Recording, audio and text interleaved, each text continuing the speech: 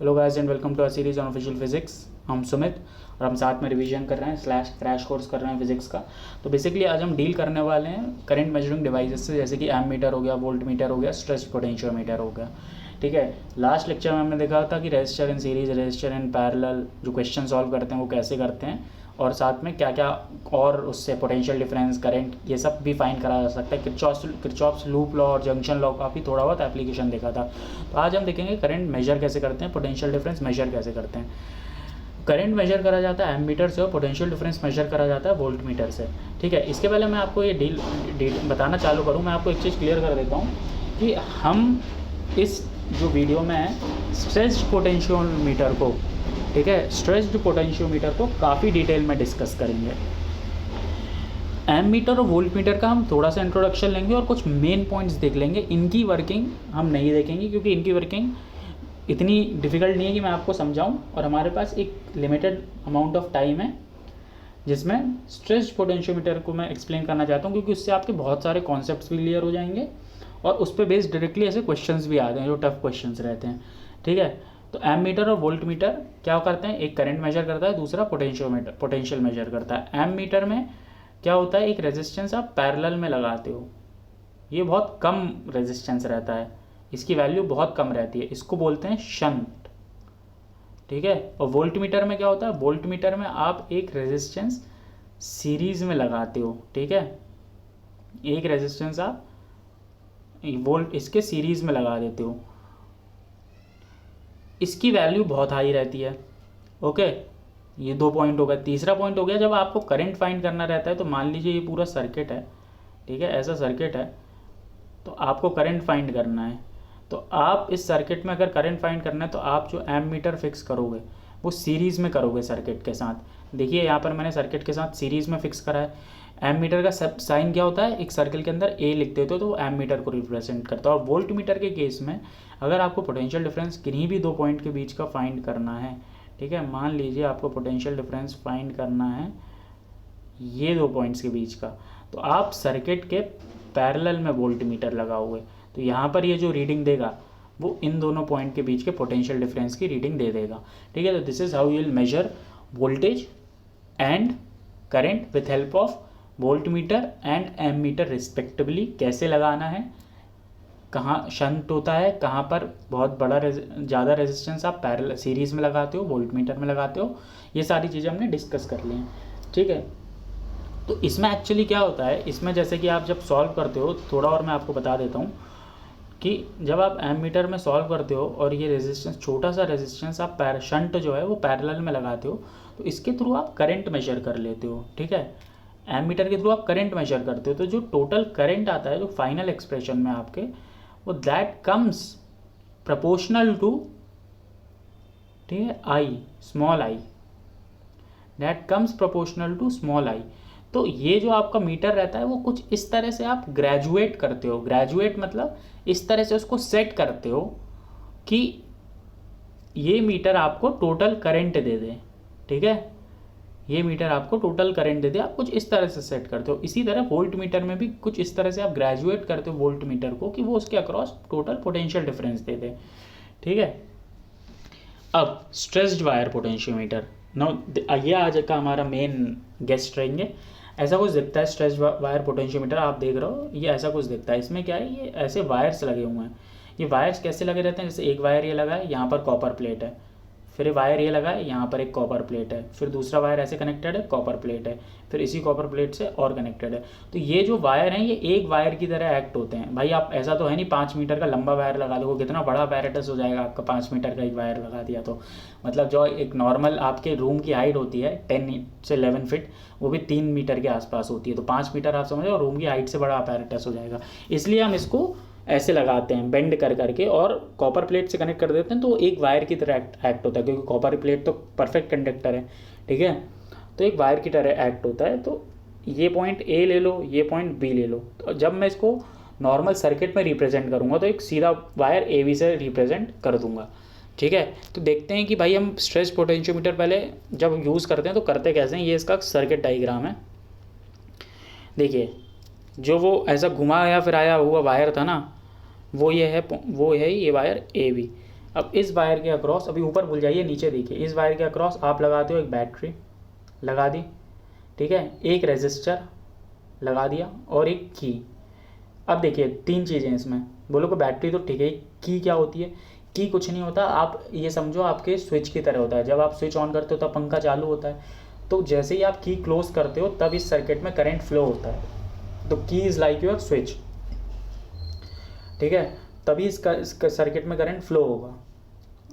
तो जब switch basically आप बंद रहता है तो आपका जो सर्किट रहता है वो ओपन रहता है, इसलिए करंट फ्लो नहीं होता। जैसे ही आप स्विच किसी भी चीज़ का चालू करते हो, फैन का स्विच चालू करा, तो आपका सर्किट जो होता है वो कंप्लीट हो जाता है और करंट फ्लो होने लगता है। इसी तरह जब आप की क्लोज करते हो तो सर्किट आपका, ये ओपन की का सिंबल है और बीच में एक डॉट बना दोगे तो वो क्लोज की हो जाएगा, तो सर्किट आपका कंप्लीट हो जाता है, करंट फ्लो होने जाता है।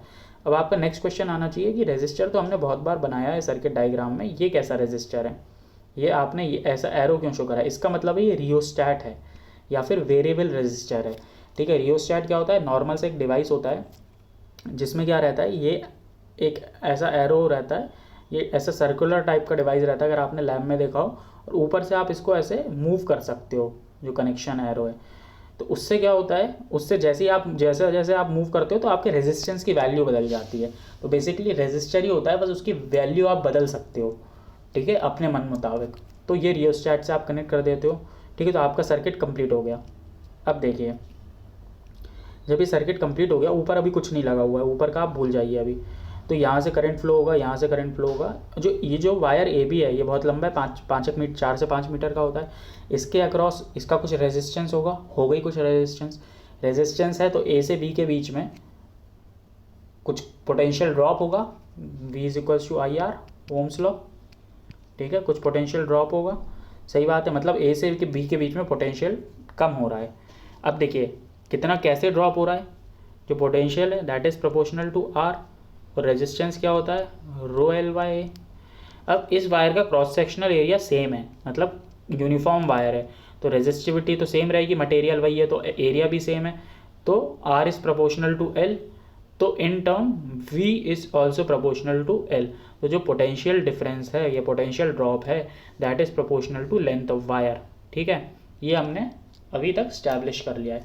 अब चलिए, अब देखिए स्ट्रेस्ड वायर पोटेंशियोमीटर मतलब ये किसी भी 2 पॉइंट के बीच का पोटेंशियल मेजर करता है। ये क्यों मेजर करता है ये भी जानना जरूरी है। जब हमारे पास वोल्ट मीटर है तो हम इसका यूज़ क्यों करते हैं, ठीक है। हमने वोल्ट मीटर को, मैंने अभी आपको वोल्ट मीटर को बहुत ज़्यादा डिटेल में नहीं बताया है, लेकिन मैंने आपको इतना बता दिया है कि भाई वोल्ट मीटर से वोल्टेज मेजर होता है, और उसमें जो आप रेजिस्टेंस एक लगाते हो सीरीज़ में, वो बहुत हाई वैल्यू का रेजिस्टेंस होता है। तो बेसिकली एक आइडियल वोल्ट मीटर में क्या होना चाहिए, अगर ये नॉर्मल सा सर्किट है उसके, ये ठीक है, ये कोई सर्किट सी है, उसके पैरेलल में लगाओगे आप वोल्ट मीटर, है ना। वोल्ट मीटर में क्या होता है, सीरीज़ में एक रेजिस्टेंस होता है, ठीक है। तो आइडियली क्या होना चाहिए, यहाँ से करंट फ्लो नहीं होना चाहिए और इसको पोटेंशियल बता देना चाहिए, डिफरेंस कितना है, ठीक है, इन दोनों पॉइंट के बीच का पोटेंशियल डिफरेंस कितना बता देना चाहिए। तो करंट फ्लो नहीं होना चाहिए। तो करंट फ्लो कब नहीं होगा, जब रेजिस्टेंस इन्फिनिटी होगा। भाई रेजिस्टेंस इन्फिनिटी हो गया तो करंट जीरो हो गया, ठीक बात है। अगर कुछ रेजिस्टेंस, इन्फिनाइट रेजिस्टेंस तो हमारे पास फिजिकली पॉसिबल नहीं है, ला नहीं सकते हैं, ये तो हाइपोथेटिकल कॉन्सेप्ट हो गया, इमेजिनरी हो गया। तो इससे कुछ करंट तो ये विदड्रॉ करते ही करता है सर्किट से। तो यही जो लिमिटेशन है इसकी, यही जो कमी है, इसी को दूर करता है आपका स्ट्रेस्ड वायर पोटेंशियोमीटर, ठीक है। ये एक और पॉइंट है जो आपको पता होना चाहिए, ठीक है। अब नीचे का सर्किट आप समझ चुके हो, ऊपर आप क्या करते हो, आपको मान लीजिए पॉइंट ए और पॉइंट बी के बीच का, यहाँ से आप कनेक्ट कर दो, यहाँ से एक सर्किट से ऐसे कनेक्ट कर दो, ठीक है। इन दोनों पॉइंट के बीच का आपको पोटेंशियल डिफरेंस फाइंड करना है, ठीक है। तो आप ए से एक वायर लो, आगे की साइड कनेक्ट कर दो, ये कंडक्टिंग वायर है, तो कोई रेजिस्टेंस नहीं है, हम ऐसा मान रहे हैं, अज्यूम कर रहे हैं, बहुत कम है, तो हम अज्यूम कर रहे हैं कि इसके अक्रॉस जो कैपिटल और स्मॉल ए के अक्रॉस जो पोटेंशियल ड्रॉप होगा वो नहीं होगा, ठीक है। तो यहाँ पर जो पोटेंशियल है वी ए, यहाँ पर भी वही है वी ए। अब आप बस देखते जाओ कि इस नॉर्मल सी अरेंजमेंट से हम कितना अच्छे से पोटेंशियल ड्रॉप फाइंड करेंगे। अब आप ऐसा करिए, गैल्वेनोमीटर लीजिए। गैल्वेनोमीटर क्या होता है, गैल्वेनोमीटर बेसिकली आपको अगर करंट होता है तो कुछ डिफ्लेक्शन शो करता है, ठीक है। एमीटर टाइप ही होता है ये भी, लेकिन ये डिफ्लेक्शन शो कर देगा, ठीक है। गैल्वेनोमीटर का एक पॉइंट आप कनेक्ट करिए, ये वाला देखिए आप, जो पी पॉइंट है ये जॉकी है, जॉकी क्या होता है, जैसे आप वायर कनेक्ट करते हो किसी भी सर्किट में तो कैसे करते हो, दो वायर को ज्वाइन कर देते हो, तो कभी आपने घर में थोड़ा बहुत भी इलेक्ट्रिकल का काम करा हो तो जॉकी क्या करती है, जॉकी से आप कनेक्ट करोगे ना, आपने कभी लैब में भी देखा हो तो आप इसको स्लाइड कर पाओगे, इस वायर पे, वायर ए बी पे इसको स्लाइड कर पाओगे, तो मतलब आप इसकी पी की पोजीशन बदल सकते हो, बस यही होता है, ठीक है, पी की आप इसको स्लाइड कर पाओगे। और दूसरा जो वायर है वो कनेक्ट करिए आप, दूसरा जो एंड है गैल्वेनोमीटर का वो कनेक्ट करिए आप पॉइंट बी से, ठीक है। तो अब देखिए पोटेंशियल एट पॉइंट बी मैं लिख रहा हूँ वी स्मॉल वी, ठीक है। अब ए बी के बीच में एक रेजिस्टर है, मतलब इसके अक्रॉस में कुछ ना कुछ तो पोटेंशियल, मैं ये मान के चल रहा हूँ V A is greater than V B, भाई उल्टा भी होगा तो उल्टे डायरेक्शन में काम हो जाएगा, ठीक है, मैं ये मान के चल रहा हूँ, मतलब ए से बी के बीच में कुछ करंट फ्लो होगा, स्मॉल ए से स्मॉल बी के बीच में, मतलब कुछ पोटेंशियल डिफरेंस होगा, ठीक बात है, डिफरेंस है तभी तो करंट फ्लो हो रहा है, तो मेरे को वही पोटेंशियल डिफरेंस फाइंड करना है। अब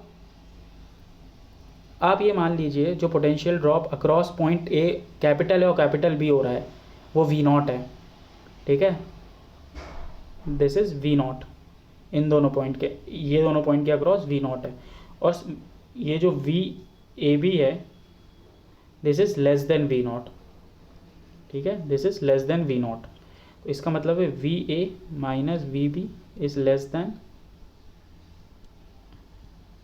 ठीक है, ये आपको क्लियर हो गया है। अब देखिए जो v स्मॉल ए है वही v एट कैपिटल है, तो इसको मैं कैपिटल ए से रिप्लेस कर दे रहा हूँ, दोनों कैंसिल कर दे रहा हूँ, मतलब माइनस माइनस साइन है, माइनस साइन जब हटाएंगे तो ये आ गया जो पोटेंशियल एट b है, कैपिटल B है, that is greater then potential at this, okay. तो अब सबसे इम्पॉर्टेंट चीज़, मतलब बीच में ऐसा एक पॉइंट लाई कर रहा होगा, कैपिटल ए और स्मॉल बी के बीच में एक ऐसा पॉइंट लाई कर रहा होगा जिस पॉइंट का पोटेंशियल इस वी बी के बराबर होगा, ये वाले पोटेंशियल के बराबर होगा, सही बात है, कोई ना कोई ऐसा पॉइंट लाई कर ही रहा होगा, ठीक है, क्योंकि पोटेंशियल ड्रॉप जो इन दोनों पॉइंट के बीच में है वो इन दोनों पॉइंट के बीच, जो इन दोनों पॉइंट के बीच में है वो ये वाले दोनों पॉइंट के बीच से ज़्यादा है, ठीक है, तो बीच में एक ऐसा पॉइंट लाई कर रहा होगा जहाँ पर पोटेंशियल इस पॉइंट के बराबर होगा। तो जब मैं गैल्वेनो इस की को उस पॉइंट पे ले आऊँगा, मान लीजिए वो पॉइंट P है आपका, तो जब मैं इस की को स्लाइड करके उस पॉइंट पे लाऊंगा तो जो पोटेंशियल वी बी यहाँ होगा वही पोटेंशियल यहाँ पर भी होगा, मतलब इस गैल्वेनोमीटर में डिफ्लेक्शन ज़ीरो हो जाएगा, कोई करंट ही फ्लो नहीं होगा, ठीक है। इसका मतलब है कि अब मुझे स्मॉल ए और स्मॉल बी के बीच का पोटेंशियल डिफरेंस फाइंड करना था, मुझे मालूम है स्मॉल ए का पोटेंशियल डिफरेंस कैपिटल ए के बराबर है, और जो पॉइंट पी है उसका पोटेंशियल डिफरेंस हो गया है स्मॉल बी के बराबर, ठीक है। तो अब मुझे बेसिकली कैपिटल ए और पी के बीच का पोटेंशियल डिफरेंस फाइंड करना है, ठीक है, ये बात तो क्लियर है। अब आप देखिए कैपिटल ए और पी के बीच का जब पोटेंशियल डिफरेंस मुझे फाइंड करना है तो अब मुझे ऊपर वाले सर्किट से अब कोई मतलब नहीं है, मुझे इन दोनों पॉइंट के बीच का पोटेंशियल डिफरेंस फाइंड करना है, वो मैं कैसे फाइंड करूँगा, देखिए टोटल पोटेंशियल डिफरेंस कितना था V naught, V is proportional to L में इस्टेब्लिश पहले ही कर चुका हूँ, V naught is proportional to L naught, ठीक है, ये पूरी लेंथ हो गई एल नॉट, और जो वी ए पी है, मतलब इसको मैं वी ए पी है इसको मैं वी मान लेता हूँ, तो वी इज़ प्रोपोर्शनल टू ये वाली लेंथ एल, ये तो हम मेजर कर ही सकते हैं, ठीक है, इन दोनों का रेशो ले लेंगे तो आएगा V naught upon V is equals to L naught upon L, ठीक है, V naught upon V is equal to L naught upon L, तो जो v की वैल्यू आई है that is equal to V naught L upon L naught, तो l हमारे पास है, एल नॉट हमारे पास है, हमें अभी वी नॉट नहीं पता है, ठीक है, हमें अभी वी नॉट नहीं पता है। अब देखिए वी नॉट को कैसे जानेंगे हम, अगर हमें वी नॉट मिल गया तो हम वी फाइंड कर लेंगे, ठीक है, अब हमारा लक्ष्य क्या बचा है, बस वी नॉट फाइंड करना है। वी नॉट को कैसे जानोगे, आप इन दोनों पॉइंट के बीच में एक बैटरी लगा दीजिए, ठीक है, नॉर्मल सी बैटरी लगा दीजिए जिसका ईएमएफ आपको मालूम हो, ई है, ये आपको नोन है, ठीक है, तो वी ए बी कितना हो गया, ई हो गया, यही हमको फाइंड करना था, यही बेसिकली हमारा कैपिटल वी हो गया अगर हमें मालूम है तो। हमने देखा कैपिटल वी आया था V naught L upon L naught अभी थोड़ी देर पहले। तो अगर हमें ये मालूम चल जाए, इसकी वैल्यू मैं ई सब्स्टिट्यूट कर दूँ, स्टैंडर्ड हमने एक बैटरी लगा दी है, तो मैं वी नॉट निकाल सकता हूँ क्योंकि एल और एल नॉट तो हमें मालूम ही है। तो वी नॉट, हम एक बार मेरे पास वी नॉट आ गया तो वी नॉट की जगह ये वैल्यू, वी नॉट की वैल्यू रख दूँ, और उसके बाद फिर मैं क्या है, उसके बाद मैं इसके भी, ये तो मेरे को नोन बैटरी लगाई थी, फिर मैं कोई अननोन बैटरी भी लगा दूँ या कोई दूसरा सर्किट लगा दूँ, कुछ भी लगा दूँ, फिर मैं पॉइंट ए और बी के अक्रॉस पोटेंशियल डिफरेंस फाइंड कर सकता हूँ, फिर मैं कैपिटल वी फाइंड कर सकता हूँ। तो this is how stressed potentiometer works. ठीक है, ये जो सर्किट होता है इसको प्राइमरी सर्किट बोलते हैं, ये जो सर्किट होता है इसको सेकेंडरी सर्किट बोलते हैं।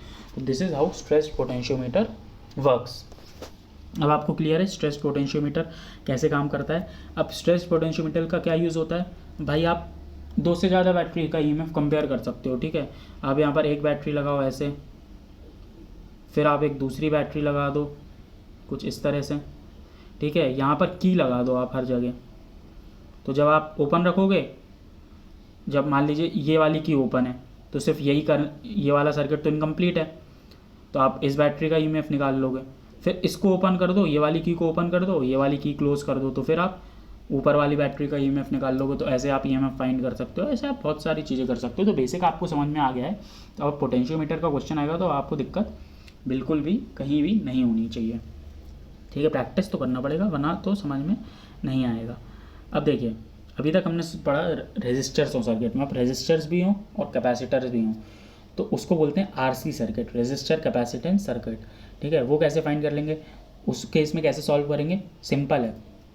मान लीजिए एक नॉर्मल बैटरी है, बैटरी से रेजिस्टर कनेक्टेड है और आगे कैपेसिटर कनेक्टेड है, ये आपका सर्किट हो गया। यहाँ से करंट ऐसे फ्लो होगा, करंट आई है, इसमें आप लगाओ किरचॉफ्स लूप लॉ।